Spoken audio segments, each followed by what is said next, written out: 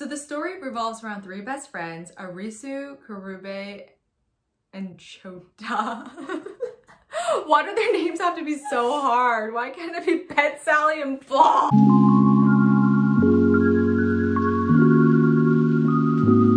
Hi everyone, today we'll be discussing Alice in Borderland, a TV series right now on Netflix. This series follows Arisu and his two best friends, Karube and Chota.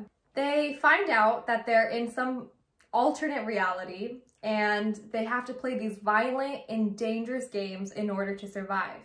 Because we'll be discussing the story in detail, there will be some spoiler alerts, but don't worry, we'll make sure that there's a little notification so you could skip the part or skip ahead. At the beginning of every episode, we'll rate the show on a 1 through 10 scale. 1 being completely awful, 10 being it was the best show or movie ever, couldn't have been better. So we'll secretly write it down on our notepad, and then at the very end of the show, we'll reveal and show each other what we rated it. I really liked the show. I really liked where the show I thought was gonna go. I fell in love with the characters, the three best friends, right off the bat.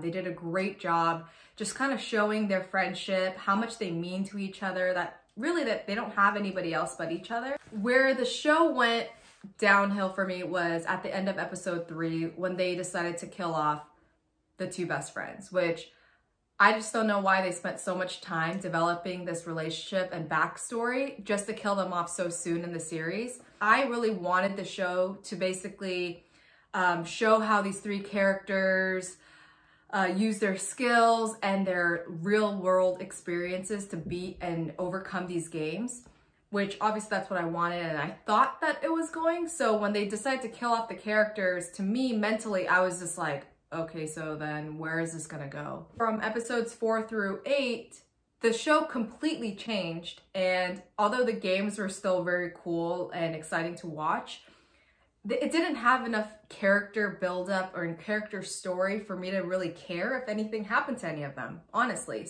Overall, I thought the show was creative. I loved the games. I tried to solve them while I was watching it. It was super exciting and different. It was Hunger Games on steroids. It just left so many questions. The same questions that I had in episode 1, I still had at the end of episode 8, which is really frustrating to spend so many hours binge watching a show only to still have those same questions.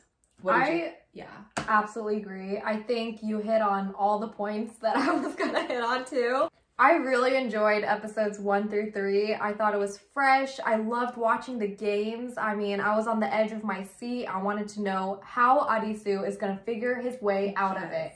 And when I started episode 3 and I understood the premise of the third game, so the 7 of Heart, I was like, wow, how is Arisu and his friends going to get out of this? Because surely they're not going to kill off, you know, any of their main characters. But spoiler alert, they did, and ultimately I thought that was more for a shock value, and I couldn't click on episode 4 faster. But ultimately I think it did damage to the series overall because they got rid of the best thing working for it, which was the relationship, the friendship between the three characters. As soon as they make it to the beach, I think that's episode 4. Yeah. I think it got weird. It lost its momentum. I thought we got really away from the storyline. It was like a big detour. And I think the series they could have done without the entire thing at the beach. To me, it was just kind of a waste. And I thought they went too deep in these subplots with these newer characters. I mean, there's some that I actually really liked, but some of them I thought it just started dragging on a little bit. And after that first game, you kind of get in a repetitive pattern of these characters going into a new game where they have to figure it out, knowing Arisu's gonna make it out alive. Are you gonna watch season 2 when it comes out? Yeah, I mean, I just said a lot of cons to the series, but I am absolutely gonna watch season 2. I actually really enjoyed the series. I liked watching it. It was entertaining. What about you? Yes, I will too. Only because I just want to know who did it, and I want to know who's in charge of these games. That was our discussion, and now it's time for the big reveal. Okay. On a count of 3, we're gonna lift up our ratings. 1, 2, 3. I gave it a 7 because the show started off so good. The game 1 was brilliant. The characters were amazing and lovable. And then I took off 3 points because they killed off two of my favorite characters, really. And then they decided to go to the beach. Which isn't even a beach. It's not a beach. It was a good idea, but just with the show, I just didn't understand why it took it there. These games aren't easy, and like, it's literally life or death. So these people that are drinking, doing drugs all day, and then they have to go and play the games at night, how are they able to just all of a sudden turn it on and win?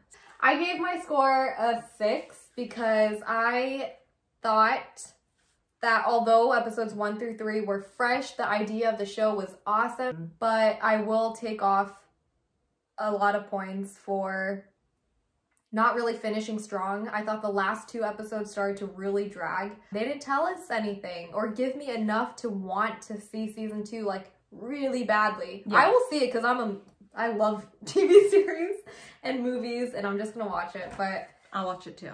So let us know what you think. Comment down below which is your favorite game, which one is your favorite character. Don't forget to like and subscribe to our channel. We'll be back next week for more videos. Thanks, bye.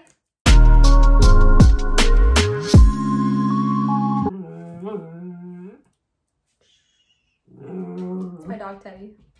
Shh, we're filming. He just wants some attention.